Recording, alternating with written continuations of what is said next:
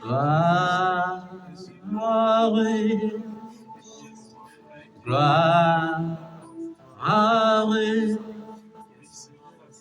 gloire à Jésus. Gloire, gloire,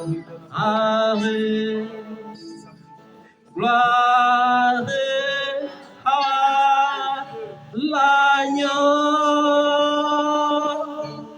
car il est glorieux et digne de régner. L'agneau est souverain.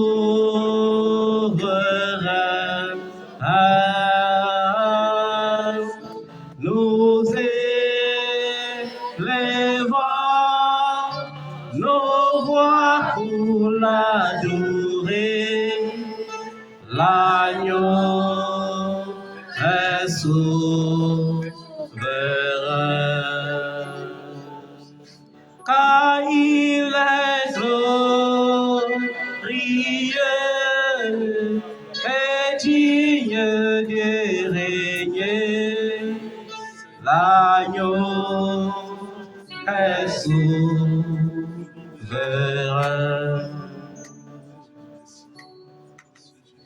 Oui, gloire,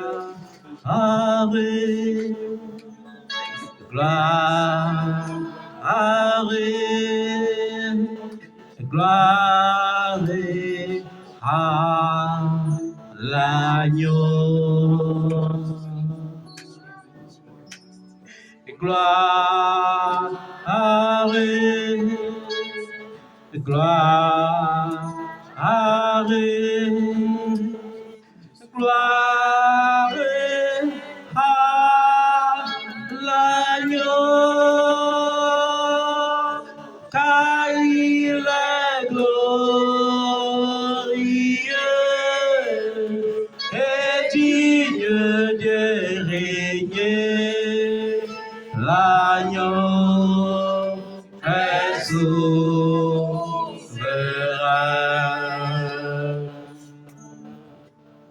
Nous élevons nos voix pour l'adorer. L'agneau est souverain. Tu es souverain, Jésus. Et tu es l'agneau du Dieu vivant. Le bon berger qui donne sa vie pour ses brebis. L'unique, le véritable, le fidèle témoin, le seul qui a été trouvé digne dans les cieux pour être envoyé. Car lorsque le Père a dit, qui enverrai-je, qui ira pour nous? Aucun ange ne fut trouvé digne, aucun archange. Mais toi, Seigneur, toi le Dieu, tu t'es fait chair et tu t'es donné pour nous. Comment ne pas t'adorer? Comment ne pas t'exalter, te bénir, te célébrer? Car Seigneur, tu n'es pas seulement notre Seigneur et notre Sauveur, mais tu es notre Dieu. Car le Dieu est celui-là qui est capable de donner sa vie pour sauver ce qu'il a créé. Seigneur, merci. Merci Seigneur. Et nous devons te rendre grâce en toutes choses, te bénir en toutes choses, t'élever en toutes choses. Merci Seigneur. En toutes circonstances, nous témoignons Seigneur notre reconnaissance envers toi. Sois exalté Seigneur. Tu es le Dieu qui dit et qui réalise. Lorsque tu dis, tu réalises. Lorsque tu as dit à Abraham, tu ne seras plus Abraham, mais tu seras appelé Abraham. Tu as accompli Seigneur. Il est devenu le père d'une multitude. C'est pourquoi Abraham n'a pas seulement donné Ismaël et le fils de la promesse Isaac, mais également après la mort de Sarah, tu lui as permis d'enfanter 6 fils avec Kétura. Seigneur, même dans sa vieillesse, tu as accompli ta promesse. Car devant toi, Seigneur, l'âge n'est pas un obstacle. Tu es le Dieu qui accomplit chaque bonne chose en son temps. Merci Seigneur. Lorsque Joseph fut haï par ses frères, La haine de ses frères n'a pas empêché à la destinée de se manifester. Car tu l'avais prédestiné avant qu'il ne naisse à être un prince en Égypte. C'est pourquoi il a gouverné l'Égypte. Seigneur, la haine et le rejet des frères de David ne l'ont pas empêché de paître Israël et de devenir un roi selon le cœur de Dieu. Que ton nom soit honoré, Seigneur. Au nom de Jésus. Esther était certes une esclave, mais Seigneur, cela n'a pas empêché que tu la franchisses pour faire d'elle une reine, Seigneur. Que ton nom soit honoré, glorifié, exalté pour l'éternité. Au nom tout-puissant de Jésus. Au nom de Jésus. Amen. Nous servons ce Dieu qui dit des choses et qui les réalise. Il est notre Dieu, il est notre papa. Il est notre papa, il est Abba, notre Père. Par l'Esprit qu'il nous a donné, par l'Esprit qu'il nous a légué comme héritage, par cet Esprit qui nous fortifie, par cet Esprit qui nous donne le courage et la force, par cet Esprit qui nous donne de témoigner que Jésus-Christ est Seigneur, à la gloire de Dieu le Père. Merci Saint-Esprit pour ta présence. Merci pour ta présence. Au nom tout-puissant de Jésus-Christ de Nazareth. Papa, c'est toi qui dis un mot et la chose s'accomplit. Papa, c'est toi qui dis un mot et la chose s'accomplit. Papa, c'est toi qui dis un mot et la chose s'accomplit. Papa, c'est toi qui dis un mot et la chose s'accomplit. Papa, c'est toi qui dis un mot et la chose s'accomplit. Comme pour David, tu l'avais fait, du rejet à la royauté. Papa, c'est toi qui dis un mot et la chose s'accomplit. Tu l'avais fait pour Esther, de l'esclavage à la royauté. Papa, c'est toi qui dis un mot et la chose s'accomplit. Papa, c'est toi qui dis un mot et la chose s'accomplit. Papa, c'est toi qui dis un mot et la chose s'accomplit. Papa, c'est toi qui dis un mot et la chose s'accomplit. Papa, c'est toi qui dis un mot et la chose s'accomplit. Papa, c'est toi qui dis un mot et la chose s'accomplit. Que l'avait fait pour Joseph, de l'esclavage à la principauté.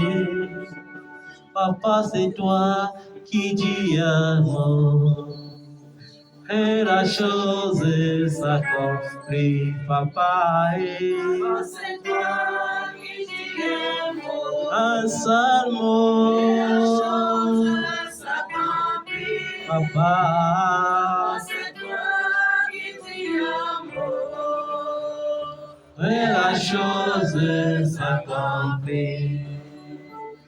Dis un mot, ma vie va changer. Dis un mot, ma vie va changer. Dis un mot, ma vie va changer. Dis un mot, ma vie va changer. Dis un mot, ma vie va changer. Dis un mot, ma vie va changer. Dis un mot, ma vie va changer. Dis à mot, ma vie va changer. Dis à mot, ma vie va changer. Dis à mot, ma vie va changer. Dis à mot, ma vie va changer. Dis à mot, ma vie va changer. Il dira un mot et tu seras guéri. Il dira un mot et la pauvreté s'effacera. Il dira un mot et la misère disparaîtra. Il dira un seul mot et l'instabilité se changera en stabilité. Il dira une seule parole et ce célibat qui devient diachronique se changera en mariage. Il dira un seul mot et les douleurs disparaîtront de nos cœurs. Il dira un seul mot et la tristesse se changera en joie. Car il est le Dieu qui ne change pas. C'est pourquoi tu dois l'acclamer ce matin pour la gloire. Est-ce que tu peux l'acclamer? Est-ce que tu peux célébrer le nom de Jésus?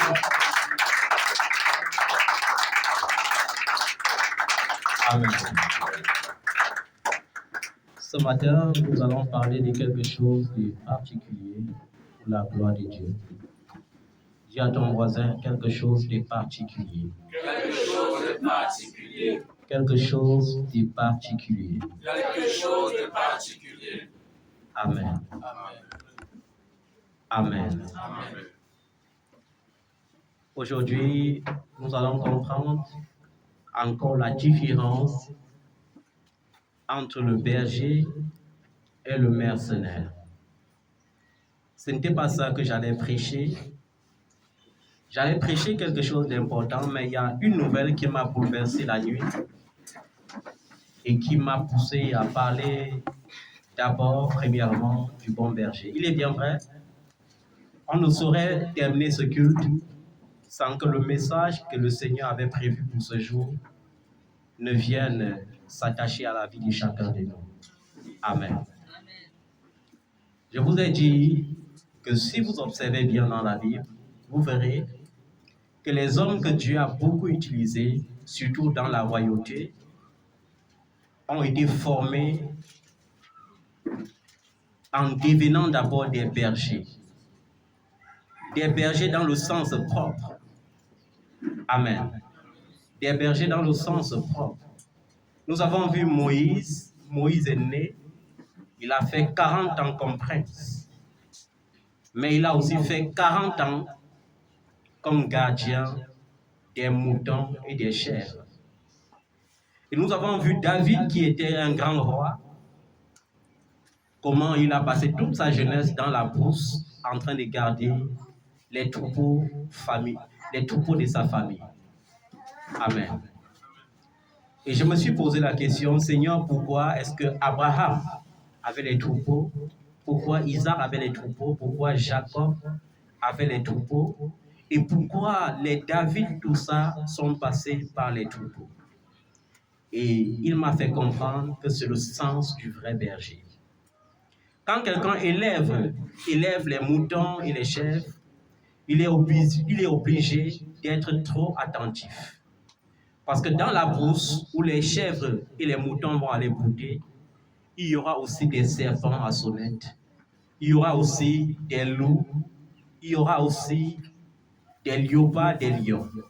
C'est pourquoi David, avant d'aller terrasser Goliath, a donné un témoignage qui a poussé le roi Saül à croire que David pouvait le faire. Il a dit, dès ma jeunesse, j'ai appris à déchirer avec ma main toute nue la gueule des lions qui venaient dévorer les moutons de mon père. Amen. Le bon berger. Et quand Jésus vient, il parle encore toujours du bon berger. Un bon berger est comme un père qui est responsable. Un bon berger est comme un père qui est soucieux. Un bon berger est comme un père qui veut voir ses enfants réussir. Vous allez lire Jérémie 23, Jérémie 24, Jérémie 25 à la maison pour voir la différence entre les bergers qui viennent de l'Éternel et les bergers qui se fabriquent. Amen. Mais ce matin, vous allez lire Jean chapitre 10, du verset 1 au verset 42.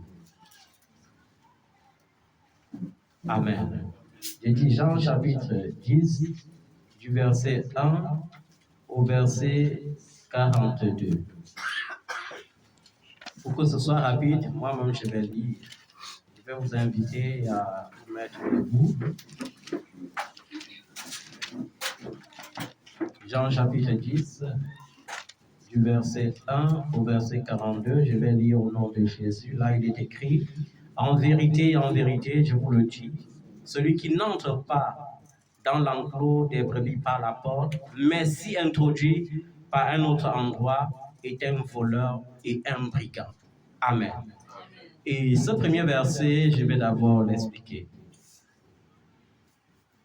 La théologie est quelque chose de bon, quelque chose d'utile pour comprendre la lettre et non l'esprit.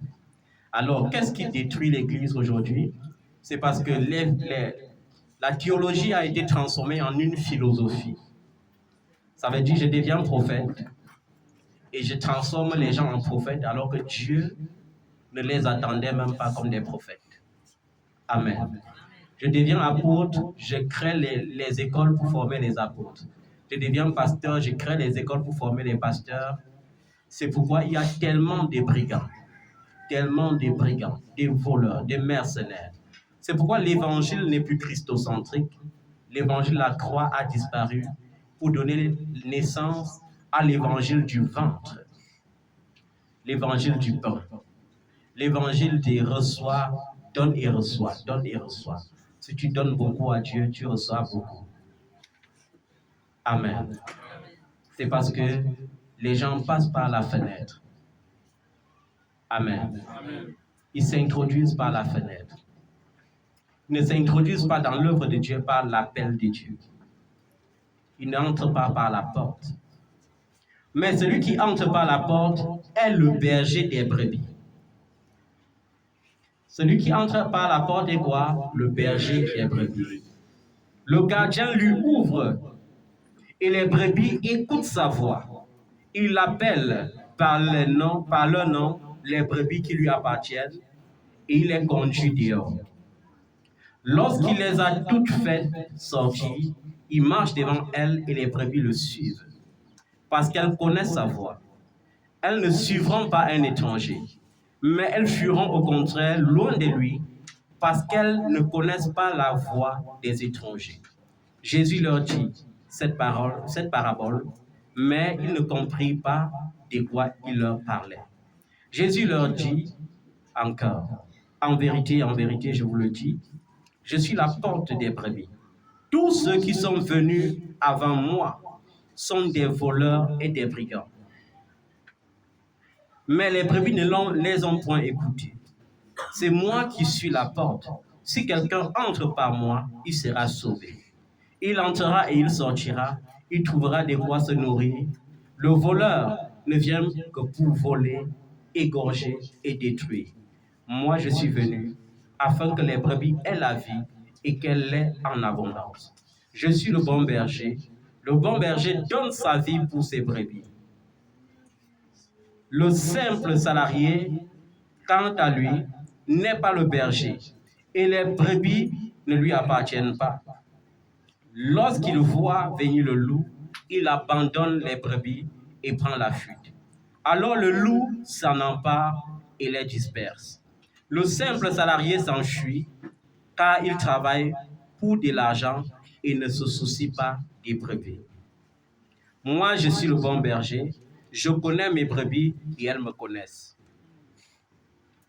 Tout comme le Père me connaît et comme je connais le Père, je donne ma vie pour mes brebis. J'ai encore d'autres brebis qui ne sont pas dans cet enclos. Celles-là aussi, il faut que je les amène. Elles écouteront ma voix et il y aura un seul troupeau, un seul berger. Le Père m'aime parce que je donne ma vie pour la reprendre ensuite. Personne ne me l'enlève, mais je la donne moi-même. J'ai le pouvoir de la donner, j'ai le pouvoir de la reprendre. Tel est l'ordre que j'ai reçu de mon Père. Ces paraboles provoquait de nouveau une division parmi les Juifs. Beaucoup d'entre eux disaient, « Il a un démon, il est fou. Pourquoi l'écoutez-vous » D'autres disaient, « Ce ne sont pas les paroles d'un démoniaque. Un démon peut-il ouvrir les yeux des aveugles » On célébrait alors à Jérusalem la fête de la dédicace. C'était l'hiver. Jésus marchait dans le temple sous le portique de Salomon. Les Juifs l'entouraient et lui dirent, « Jusqu'à quand nous laisseras-tu dans l'incertitude? Si tu es le Messie, dis-le-nous franchement. » Jésus leur répondit, « Je vous l'ai dit, et vous ne croyez pas. Les œuvres que je fais au nom de mon Père témoignent en ma faveur. Mais vous ne croyez pas parce que vous ne faites pas partie de mes brebis. Comme je vous l'ai dit, mes brebis écoutent ma voix, je les connais et elles me suivent. Je leur donne la vie éternelle, elles ne périront jamais et personne ne pourra les arracher de ma main. Mon Père qui me les a donnés est plus grand que tous et personne ne peut les arracher à la main de mon Père. Le Père et moi, nous sommes un. » Alors les Juifs prirent de nouveau des pierres pour le lapider. Jésus leur dit, « Je vous ai fait voir beaucoup de belles œuvres qui viennent de mon Père. À cause de laquelle me lapidez-vous » Les Juifs lui répondirent, « Ce n'est pas à cause de la... Ce n'est pas pour une belle œuvre que nous te lapidons, mais pour un blasphème.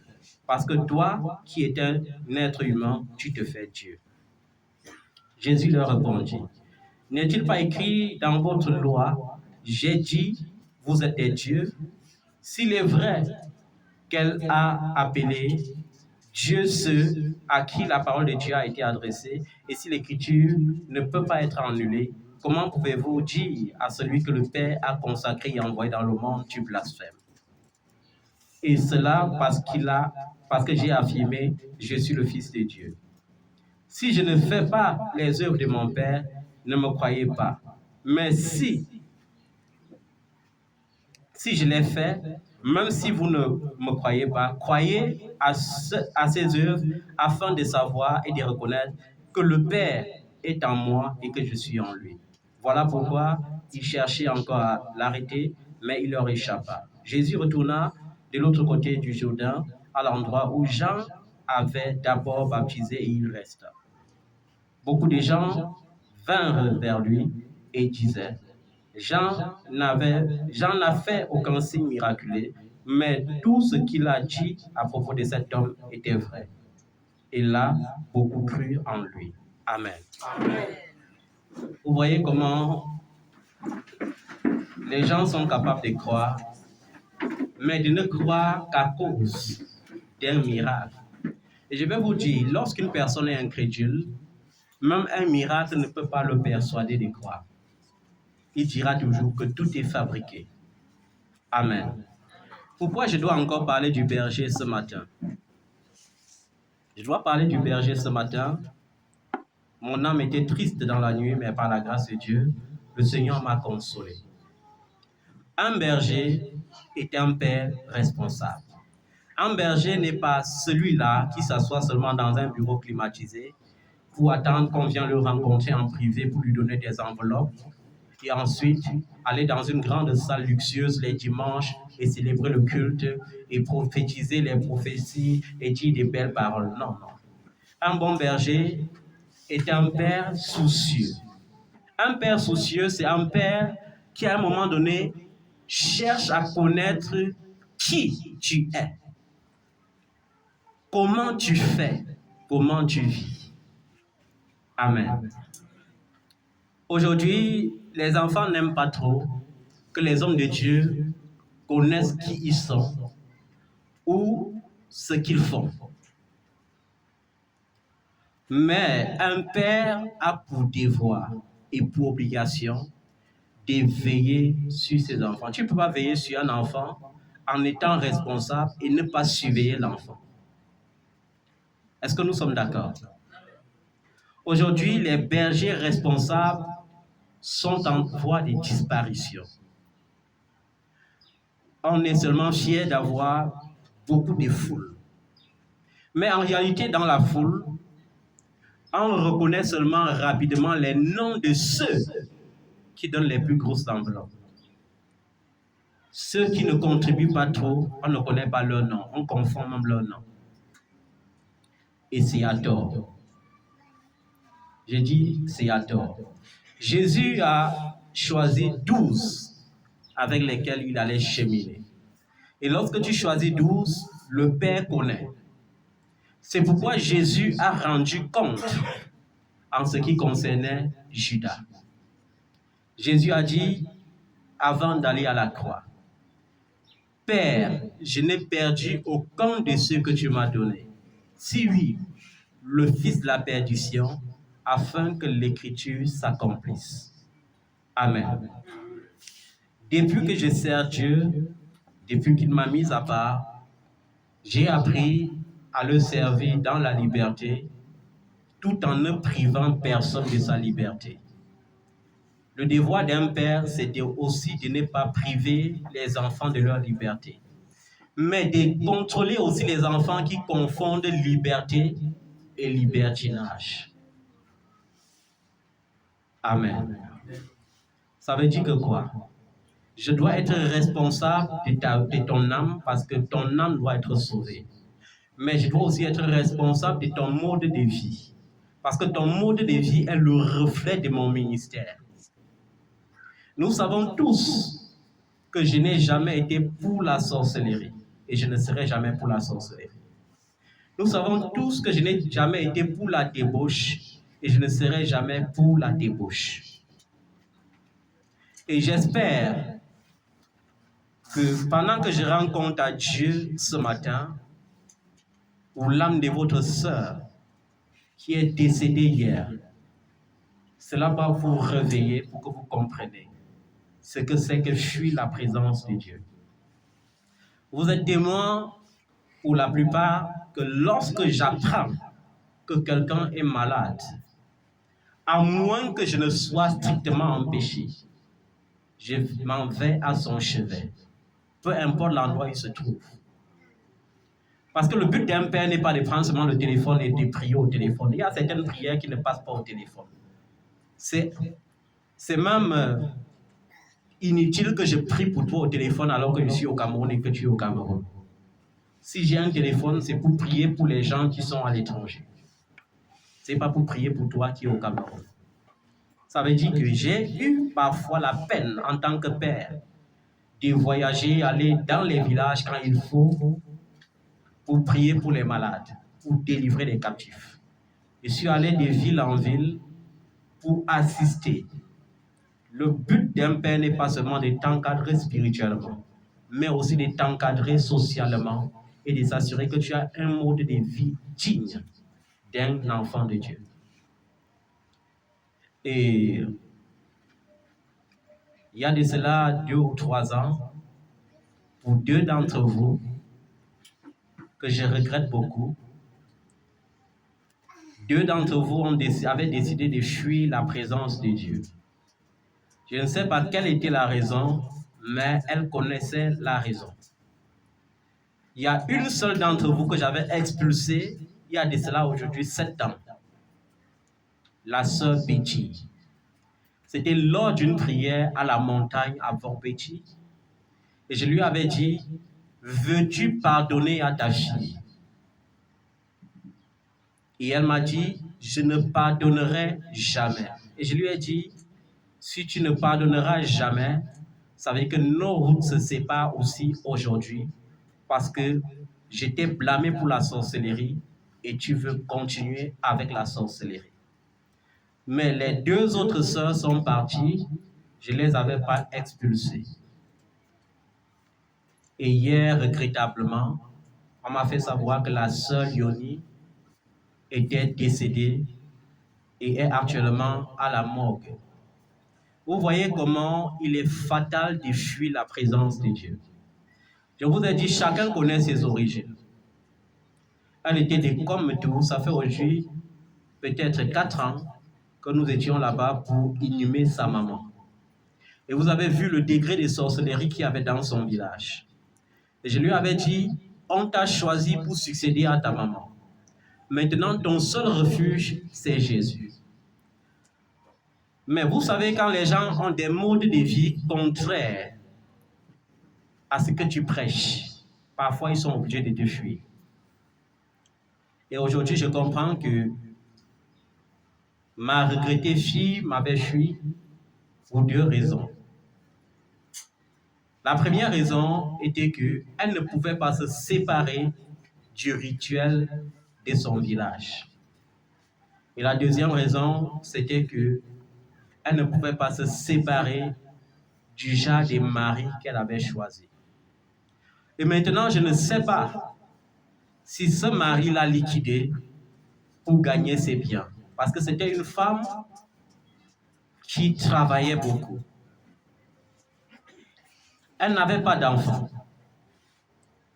Mais elle avait adopté environ 5 enfants qui n'étaient pas nés d'elle, qui n'étaient même pas de sa famille. Et parmi ces 5 enfants, 3 étaient les enfants de ce mari qu'elle avait choisi. Et vous savez, quand vous choisissez vous-même vos maris, vous êtes obligé d'assumer. Je ne sais pas pourquoi les gens mendient l'amour ou continuent de demander l'amour. Si Dieu a créé l'homme premièrement et la femme après, cela veut dire que la femme est une princesse, une reine, qui n'a même pas besoin de mendier l'amour d'un homme. Ça veut dire que ce n'est pas la femme qui cherche le mariage. C'est l'homme, au contraire, qui cherche le mariage. Ce n'est pas la femme qui va vers l'homme, mais c'est l'homme qui va vers la femme. Mais aujourd'hui, regrettablement, même dans l'église, certaines femmes partent chercher les hommes pour les supplier. Pour dire, viens me maltraiter. Tape-moi quand tu veux. Devenons un sujet de scandale dans le quartier, chaque fois. Et c'était son mode de vie. Quand il se mettait à bagarrer, tout le quartier sortait. Parfois, tu pouvais la voir blessée, tu crois que c'est l'accident, alors que ce sont les coups de poing que son mari lui a donnés. Et quand on parle de mari, c'est même trop dit. Moi, j'ai fait allusion à vos concubins, avec lesquels vous avez choisi de vivre dans le secret. Vous qui continuez de demander le mariage à Dieu, et pourtant, vous avez des maris dans le secret. En tant que père, je me dois de vous avertir et de dire, prenez ceci à exemple. J'ai donné ce que j'ai pu donner pour que votre sœur marche dans la ligne droite. Mais elle a choisi son mode de vie. Au point que même étant malade, elle n'a pas eu le courage de me faire savoir qu'elle était malade. Même ayant eu un accident, elle n'a pas eu le courage de prendre le téléphone et de m'appeler. Et je vous ai dit, l'argent m'importe peu. L'argent est mon dernier souci. Parce que les gens m'ont rapporté qu'à chaque fois qu'on lui disait, va voir ton père, elle disait, je ne peux pas aller voir mon père comme ça. Il faut d'abord que je cherche beaucoup d'argent. Maintenant, elle a cherché beaucoup d'argent. Elle a acheté le terrain. Elle a commencé à bénir le sable. Et maintenant, elle est à la morgue. Qui viendra construire cette maison? Et a-t-elle pensé au salut de son âme? Parce que Dieu ne fait pas exception de personne. Ce n'est pas parce que tu es fils ou fille du prophète Simon que tu es forcément sauvé. Tu es sauvé parce que tu mets la parole de Dieu en pratique. Tu es sauvé parce que tu donnes un culte agréable et vrai à Dieu. Le vrai berger est celui qui donne sa vie pour ses brebis. Déjà aller et la protéger de la sorcellerie familiale qui allait se passer le jour où on inhumait sa maman, c'était déjà preuve d'être un père assez responsable. J'ai vu des hommes de Dieu fuir la sorcellerie. J'ai vu des hommes de Dieu refuser d'accompagner les gens dans leur village. J'ai vu des hommes de Dieu fuir leur propre village. Mais en tant que père, sachant en qui j'ai cru, je n'ai jamais fui un village. Et je n'ai jamais refusé d'assister quelqu'un lorsqu'il a dit au secours la sorcellerie est très, très dangereuse chez nous. Mais un père ne peut donner que ce qu'il a reçu. J'ai reçu de mon Dieu l'amour. Et je vous prêche l'amour. Parce que je sais que l'amour ne périt pas. L'amour est un bouclier fort. Mais l'amour ne marche pas avec le péché. Et je veux encore profiter pour dire à certains d'entre vous, certaines surtout, certaines, il y a certains d'entre vous, leurs vieils hommes sont en train de vouloir les engloutir à nouveau. En tant que père, je vous interpelle à vaincre le vieil homme et à vivre véritablement en nouveauté de vie.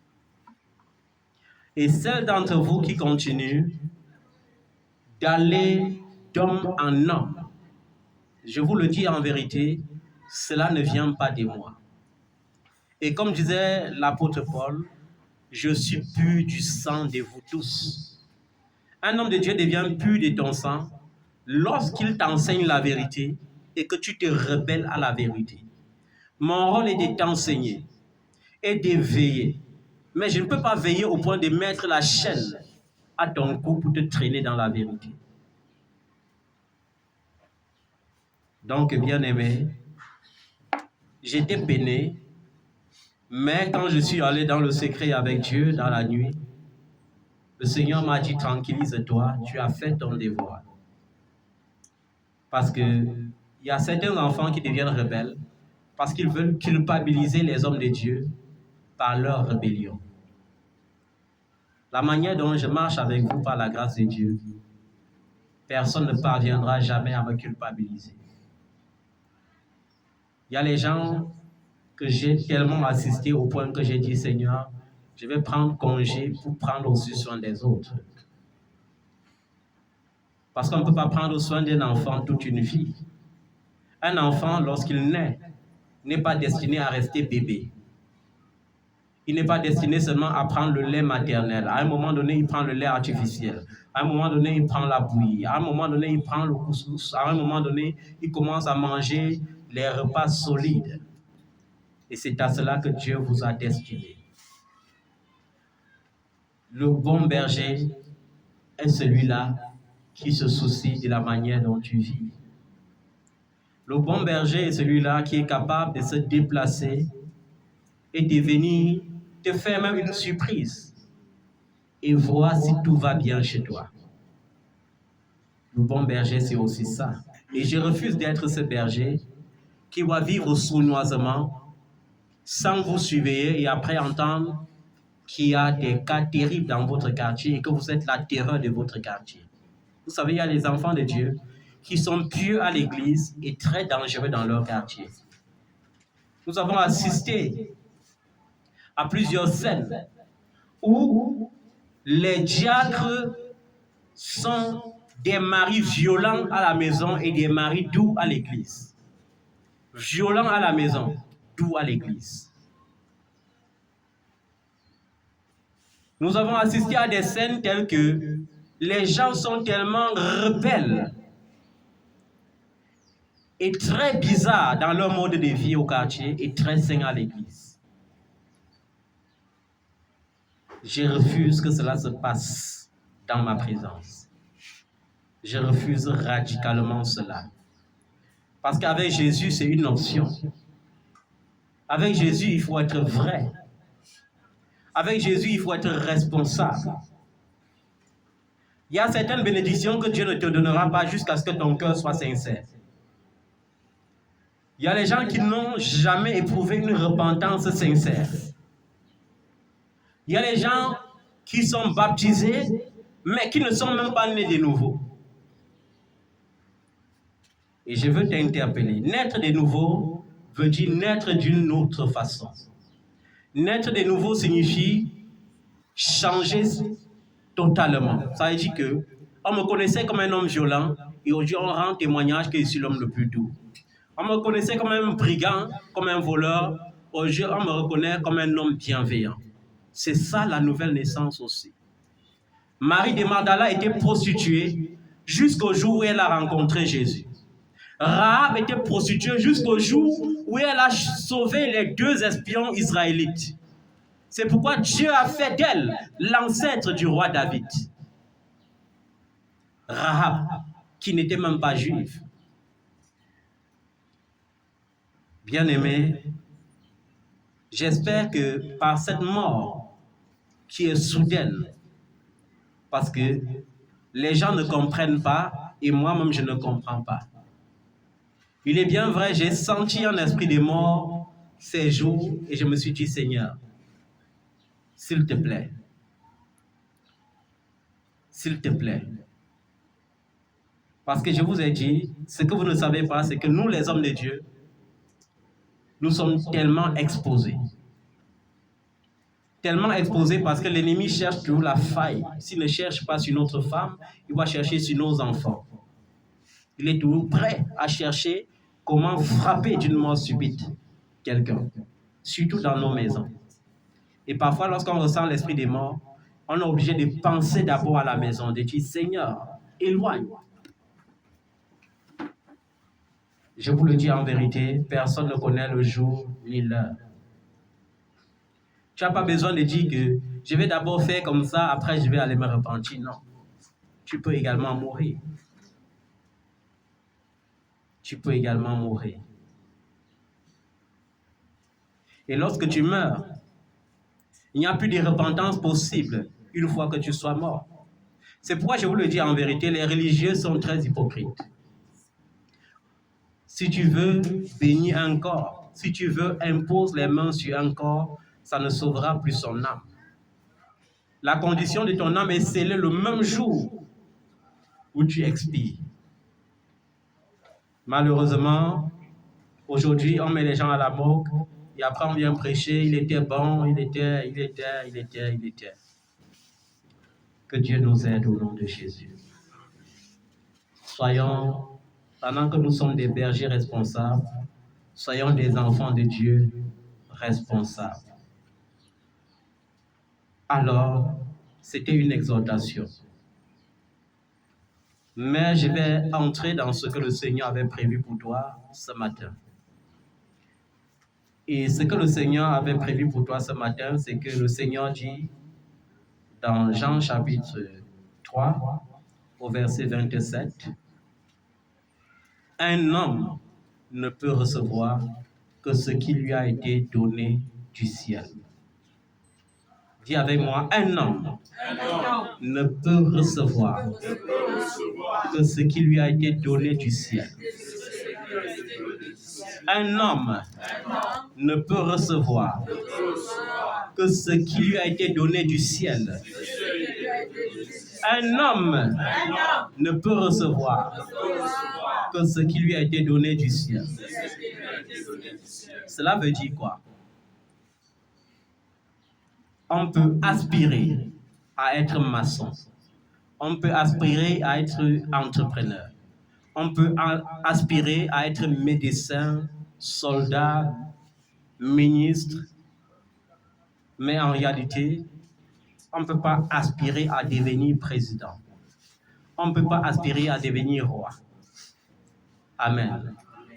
Lorsque nous voyons le livre de Colossiens, Jésus dit que toutes choses ont été créées par lui et pour lui. Les choses visibles, les choses invisibles. Et dans les choses visibles, on cite les trônes, on cite les pouvoirs, on cite les dignités. Cela veut dire que quoi? On ne peut pas choisir d'être président. On ne peut pas choisir d'être roi. On est roi, on est président. Amen. Et je vais vous dire quelque chose. Il y a un apôtre qui m'a beaucoup plu dans la Bible, l'apôtre Paul. Et qu'est-ce que l'apôtre Paul dit dans le livre de Philippiens? Il dit dans Philippiens 4, à partir du verset 12, il dit « Je sais vivre dans la pauvreté et je sais vivre dans l'abondance. Partout et en toutes circonstances, j'ai appris à être rassasié et à avoir faim, à être dans l'abondance et à être dans le besoin. Je puis tout par celui qui me fortifie. Amen. Dis avec moi, je peux tout par Christ qui me fortifie. Je veux te dire quelque chose et c'est une bonne nouvelle, bien-aimé. Peu importe le temps que ça prend, et peu importe le temps que ça prendra, la Bible te dit que tout homme ne peut recevoir que ce qui lui a été donné depuis le ciel. Et cela devrait te faire comprendre que ton objectif ne devrait pas être concentré à envoyer le feu sur les démons ou sur les sorciers ou sur tout ce que tu appelles blocage. Amen. La vérité, c'est qu'une fois que tu es né de nouveau, une fois que tu es rempli du Saint-Esprit, aucun démon n'a plus le pouvoir sur ta vie. La vérité, c'est qu'une fois que tu es né réellement de nouveau et que ta confession a été sincère, le diable sait qu'il a perdu une âme. Amen. Lorsque tu n'étais pas réellement né de nouveau, il était le voleur qui venait dans ta vie pour voler. Et qu'appelle-t-on vol ici? Le vol ici, c'est le frein. Le vol ici, c'est le retardement. Amen. Le diable peut te retarder. Il peut retarder ton mariage. Mais il ne peut pas t'empêcher de te marier. Il peut retarder, selon le calendrier humain, le temps que Dieu avait prévu pour toi de faire des enfants. Mais il ne peut pas faire de toi un stérile ou une stérile. Amen. Il peut retarder ton voyage, mais il ne t'empêchera pas de voyager. Il peut retarder tes finances, mais il ne t'empêchera pas d'être riche.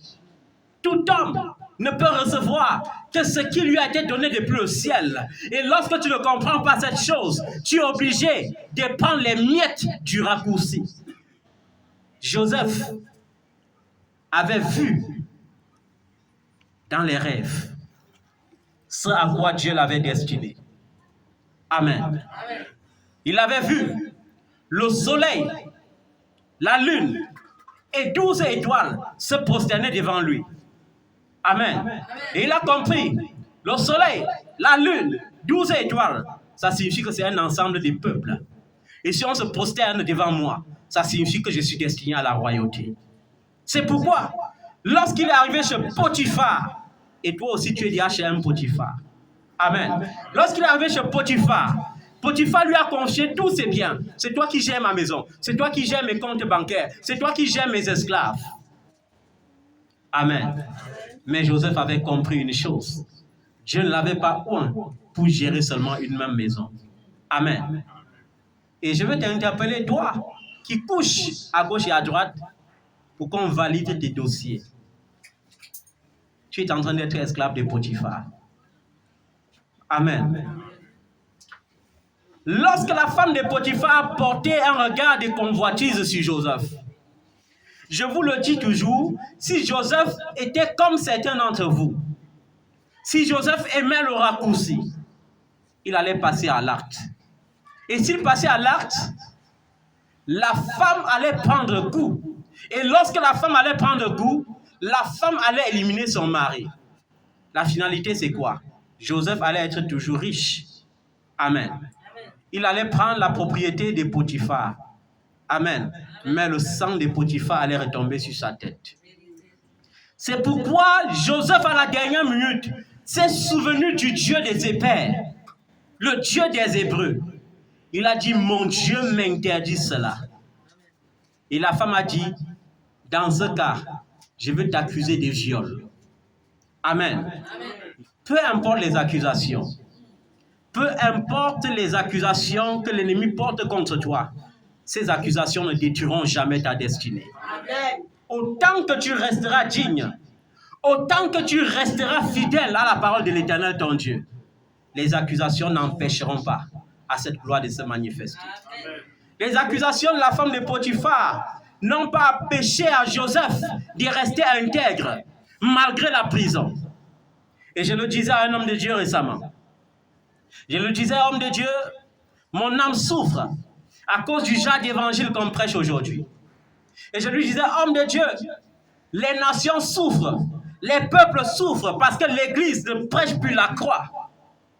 Et je disais, homme de Dieu, Fais attention à toi. Lorsque tu critiques, de peur que demain, lorsque Dieu t'élèvera, que tu ne deviennes comme eux. Je lui disais, homme de Dieu, quant à moi, j'ai choisi une option. Et je dois rester ferme à cela. Et il m'a dit quoi? J'ai dit, je connais ce que Dieu m'a montré. Et je ne vivrai pas le contraire. Peu importe, le diable peut retarder. Le diable peut tout retarder. Ce n'est que le calendrier humain.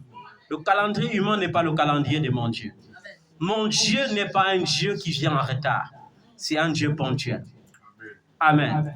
Et je lui disais, homme de Dieu, l'âge n'est pas un obstacle à la bénédiction. L'âge ne peut pas être un obstacle. La vie, ce n'est pas une compétition.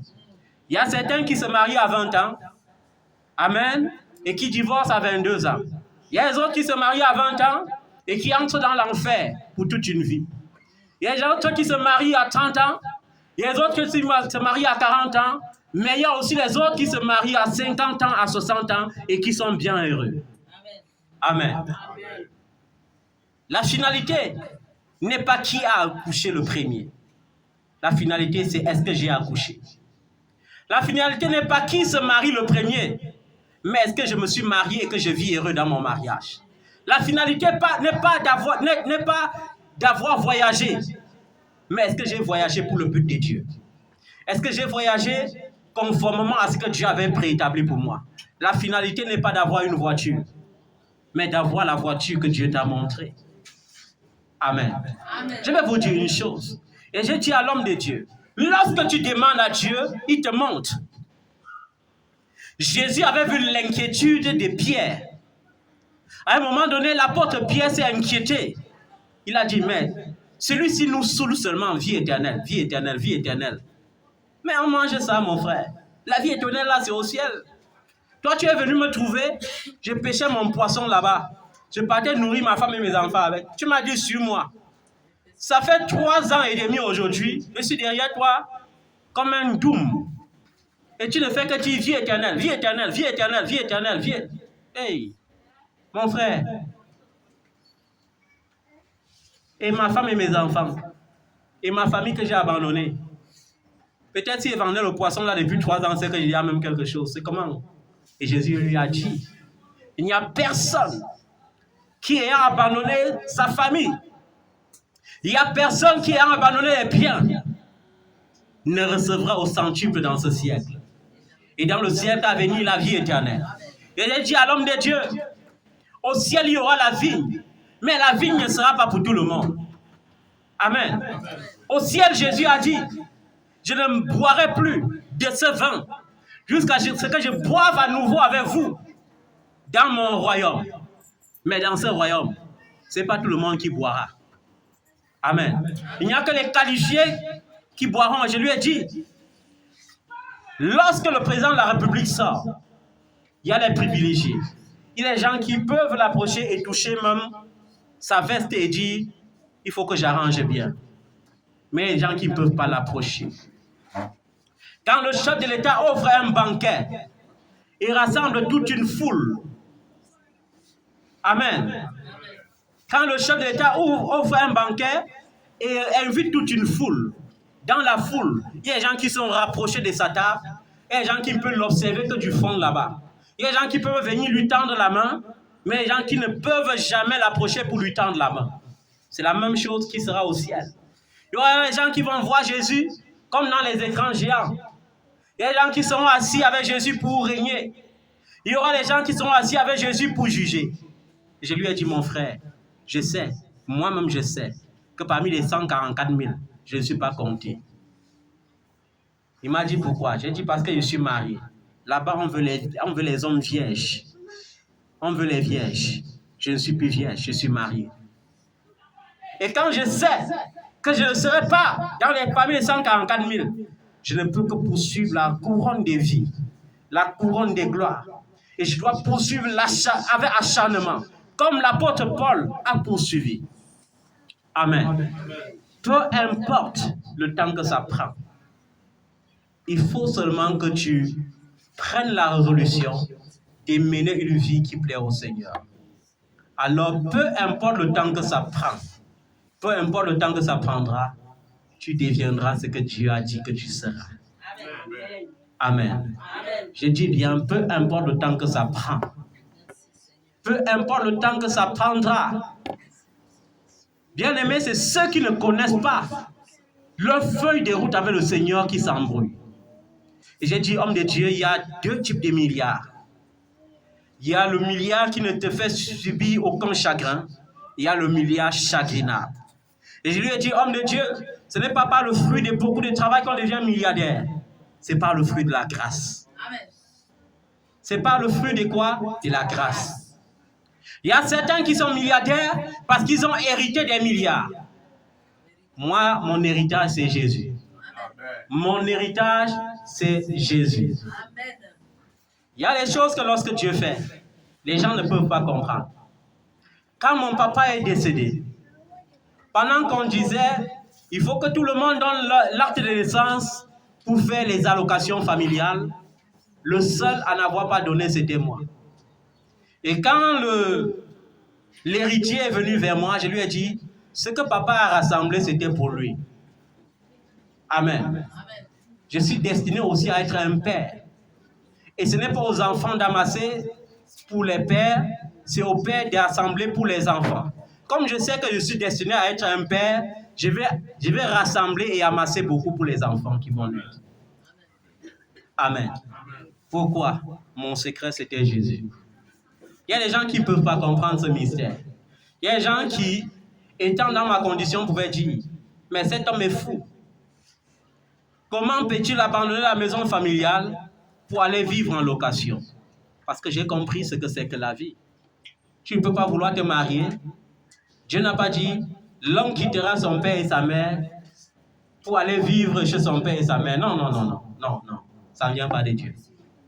L'homme quittera son père et sa mère et s'attachera à sa femme et les deux deviendront une seule chair.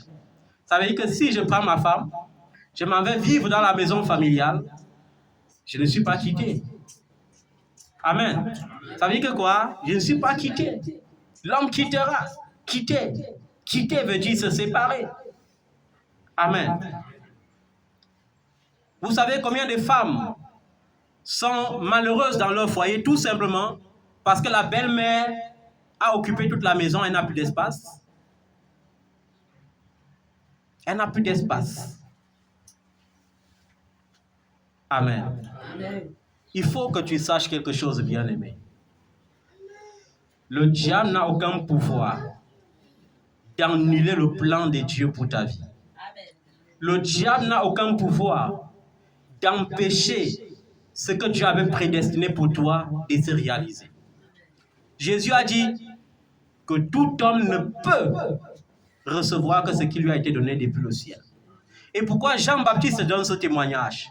Parce que les gens voulaient convaincre Jean-Baptiste d'accepter la place de Jésus. Les gens voulaient convaincre Jean-Baptiste de se rivaliser à Jésus. Ses disciples ont dit, voici celui que tu as baptisé dans le Jourdain. C'est toi qui l'as baptisé. Mais le voilà, il fait plus de foule que toi. Et il baptise même déjà en son propre nom.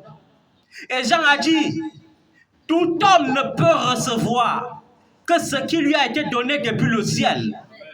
Amen. Amen. Ce que Dieu te donne du ciel est suffisant pour toi. Quand la manne descendait parmi les Juifs, la Bible dit que celui qui ramassait des trop n'avait rien de trop que celui qui ramassait en moins. Et comme dans chaque peuple, il y a toujours les brigands, il y a toujours les gourmands, les égoïstes. On les demandait souvent de ramasser une fois pour vendredi ce qui va couvrir jusqu'à samedi. Et de ramasser la même quantité qu'ils avaient l'habitude de ramasser. Mais les gens qui étaient plus sages que Dieu, comme certains d'entre vous sont plus spirituels que Dieu aujourd'hui, ramassaient 4 fois plus qu'ils ne ramassaient parce qu'ils se disaient, on va manger et garder et demain on va manger. Et la Bible dit que ceux qu'ils ramassaient de trop pour garder se gâtaient immédiatement. alors que la quantité suffisante restait intacte jusqu'à dimanche. C'est un mystère. Et ce mystère devrait te faire comprendre que ce n'est pas parce que tu avais assisté à un mariage à l'hôtel Hilton, tandis que peut-être ton mariage s'était fait... Non, pas au palais des congrès, quand même. Dans un foyer ordinaire, que cela signifie que ton mariage n'a pas été un mariage.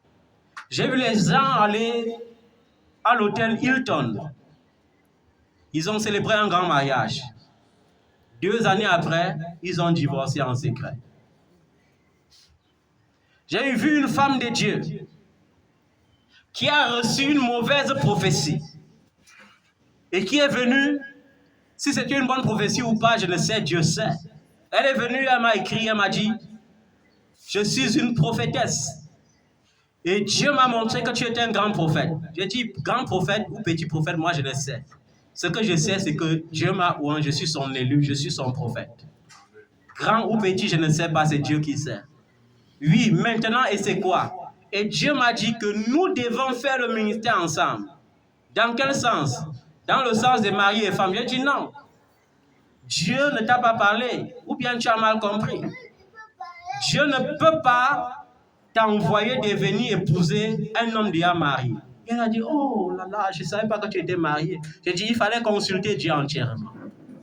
Maintenant, si ma façon de faire te plaît, prions plutôt que le Seigneur te donne un homme dans lequel résidera un esprit tel que l'esprit qui est en moi. Cela est possible.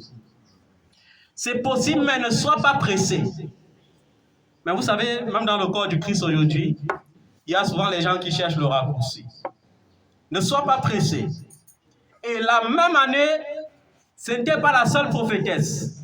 Il y avait une autre prophétesse qui avait reçu la même vision. Mais elles étaient dans 2 pays différents.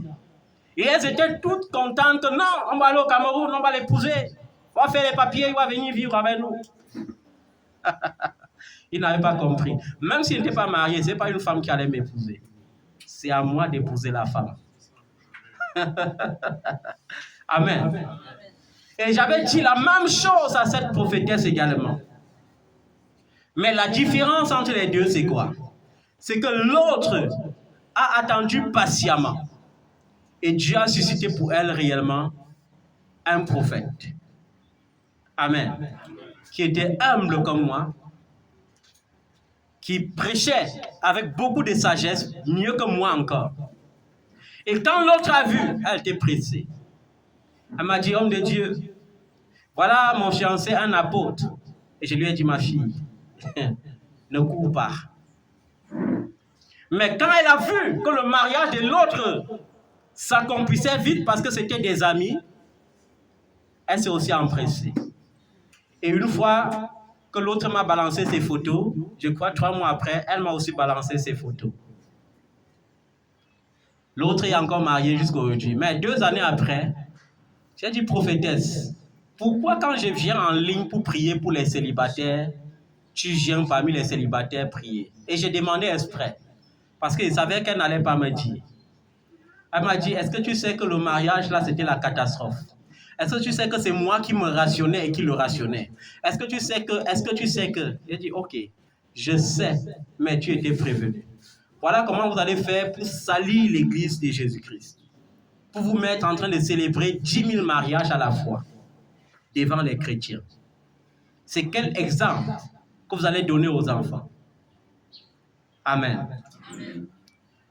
Le but avec le Seigneur, c'est de ne pas être pressé, mais de dire, Seigneur, je désire la V8. Mais est-ce que tu avais prévu pour moi la V8? Si tu désires une V8 alors que tu avais prévu une Starlet, tu vas souffrir.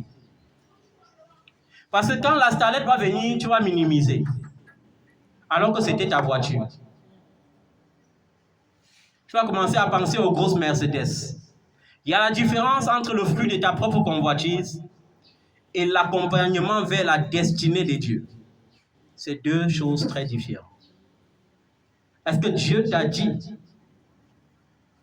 Ne confonds pas ce que Dieu a dit à Abraham avec ce que Dieu te dit. Vous savez, il y a des gens qui récitent mal la parole de Dieu. Il quitte, il dit, je m'en vais en France. Il ne consulte pas Dieu. Quand il arrive en France, quand la vie commence à devenir difficile, il dit, Seigneur, tu avais dit à Abraham, je serai avec toi partout où tu seras. Est-ce que Dieu t'a envoyé là-bas? Dieu a dit à Abraham, quitte ton père et ta mère. Est-ce que Dieu t'a dit, quittez pas? Il y a des gens qui lisent la parole de Dieu et qui comprennent mal ou qui pratiquent mal. Et lorsque tu pratiques mal, tu es obligé de souffrir. Parce que tu ne peux pas recevoir ce qui n'a pas été prévu pour toi depuis le ciel. Amen.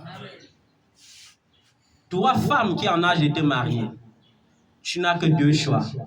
Soit attendre patiemment le choix de Dieu, en préservant ton corps pour Dieu, soit aller offrir ton corps à celui qui te dit, si tu ne m'offres pas ton corps pour me prouver, ça veut dire que tu ne m'aimes pas. Et j'ai vu ça même dans le corps du Christ. Comment les hommes menacent les sœurs. Un frère qui se dit frère menace la sœur et dit, si tu ne t'offres pas à moi dans les fiançailles, ça veut dire que tu ne m'as jamais aimé. Si tu veux prouver que tu m'aimes, offre-toi à moi. Et à chaque fois qu'une sœur vient me dire ça, je dis, c'est pas toi de lui. C'est un fils de Satan. Tu ne peux pas venir vers une sœur qui sera pour toi toute une vie. Tu commences à dire que si tu ne me donnes pas ça maintenant, ça signifie que tu ne m'aimes pas. Et malheureusement, sur 10 sœurs, il n'y a peut-être qu'une seule qui dit que non, je préfère résister. Amen. Ce n'est pas ceux qui se marient forcément les premiers qui sont forcément les plus heureux. Ce n'est pas ceux qui voyagent les premiers qui ont forcément réussi. Il y a des gens qui vont voyager sans papier et avoir 10 ans sans papier et avoir 20 ans sans papier. Il y a des gens qui vont voyager sans papier et la même année, Dieu va créer une opportunité pour qu'ils aient les papiers. Pourquoi? Parce qu'ils étaient dans le plan de Dieu. Amen. Amen. Chaque fois que tu rêves trop de quelque chose, demande à Dieu, est-ce que c'est ta volonté? Tant que je vis, je suis destiné à vivre ce que Dieu m'a montré. La seule chose qui peut empêcher un homme de vivre sa destinée, c'est son élimination physique. Mais tant que tu n'es pas éliminé physiquement, tu es encore qualifié à ta bénédiction. Et même être éliminé physiquement, tu ne le seras pas parce que la mort précoce n'est pas ton partage. Tu n'es pas destiné à cela. Amen. J'espère que quelqu'un a compris quelque chose. Ce n'est pas la longueur du message qui va nous bénir, mais c'est la compréhension du message. Je ne sais pas, et il faut cultiver l'humilité. J'avais également dit à l'homme de Dieu hier, homme de Dieu, il me dit oui. Parce que l'homme de Dieu me disait, lorsqu'on te voit, homme de Dieu, waouh, on sent seulement la gloire, on sent seulement la richesse. Hé, homme de Dieu, est-ce que tu manques même l'argent? Et j'ai rien.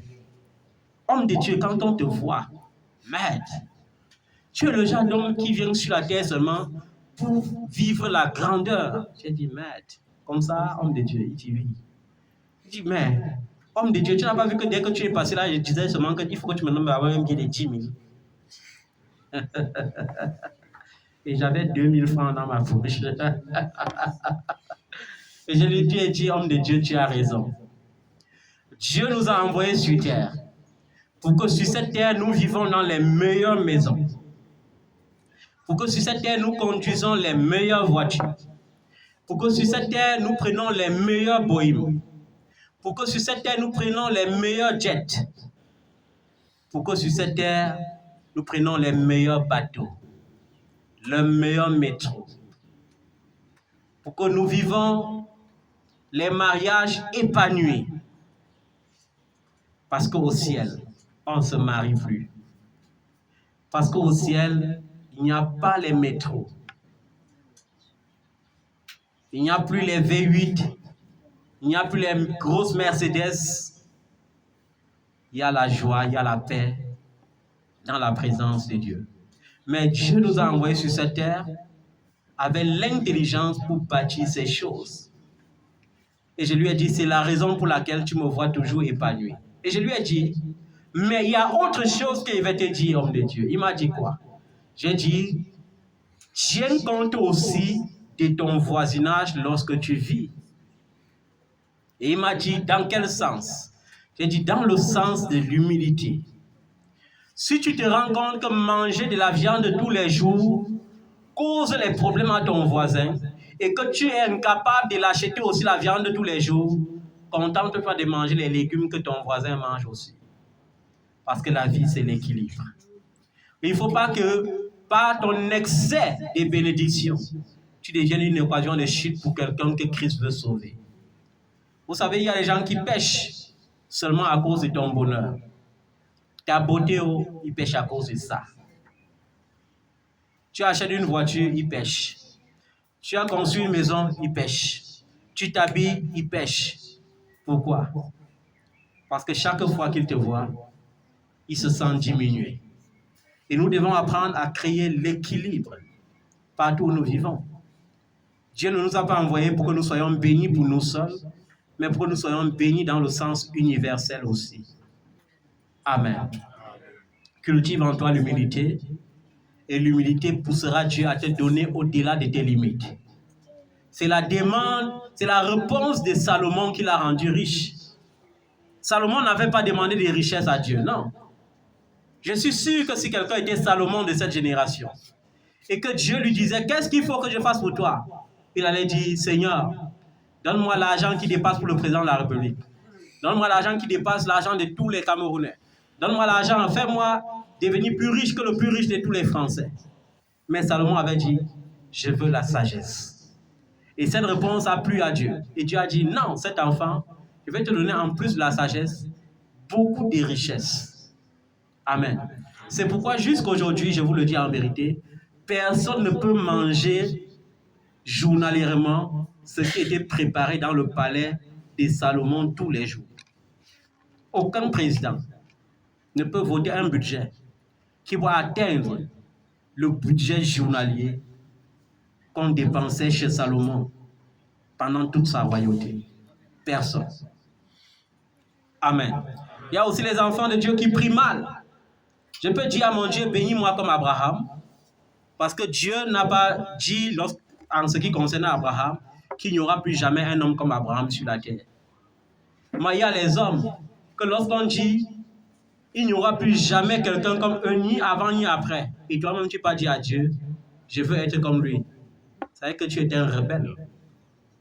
Quand Dieu a béni Salomon de cette façon, il a dit, personne n'aura plus jamais ni la sagesse, ni la richesse de Salomon, ni avant, ni après à perpétuité. Amen. C'est comme quand on parle de la patience de Moïse. Il n'y aura jamais un homme patient sur la terre comme Moïse. Amen. Tu vas te mettre sur tes pieds.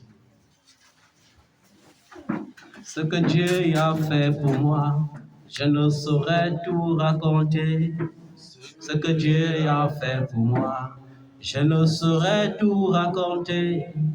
Ce que Dieu a fait pour moi, je ne saurais tout raconter. Il m'a sauvé, il m'a lavé par son sang. Par lui je vis, oui je vis, oui je vis, et gloire à Dieu. Par lui je vis, oui je vis, je vis, et gloire à Dieu. Ce que Dieu a fait pour moi, je ne saurais tout raconter. Ce que Dieu a fait pour moi, je ne saurais tout raconter. Ce que Dieu a fait pour moi, je ne saurais tout raconter. Il m'a sauvé, il m'a lavé par son sang. Par lui je vis, oui je vis, oui je vis, et gloire à Dieu. Par lui je vis, oui je vis, et gloire à Dieu.